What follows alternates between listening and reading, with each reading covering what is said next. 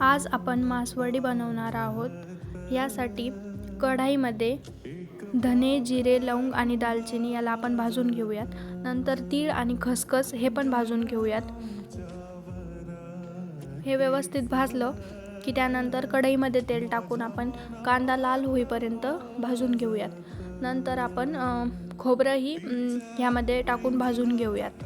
नंतर हे सगळे मसाले भाजून झाले की आपण याला मिक्सरमध्ये बारीक ग्राइंड करून घेऊयात। पहिले आपण ड्राय मसाले भाजून घेऊयात। नंतर मी यामध्ये शेंगदाण्याचा कूट ॲड केला आहे, लसूण ॲड केला आहे आणि कोथिंबीर आणि काही बेसिक मसाले ॲड केलेत।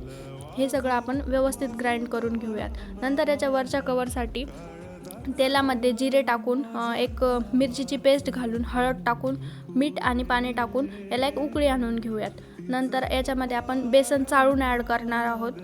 बेसन ॲड करून व्यवस्थित याला मिक्स करून घेऊयात, जेणेकरून याच्यामध्ये एकही गाठ नाही पडणार।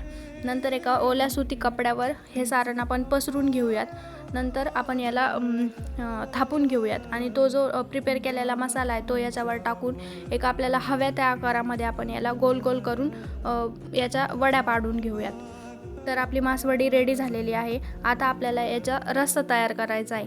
त्यासाठी मी पॅनमध्ये तेल आणि अद्रक लसूण टाकून कांदा टाकून फ्राय करून घेतलं आहे। त्यानंतर याच्यामध्ये आपण हरभऱ्याची डाळ आणि खोबरं हे दोन्ही पण भाजून घेऊयात।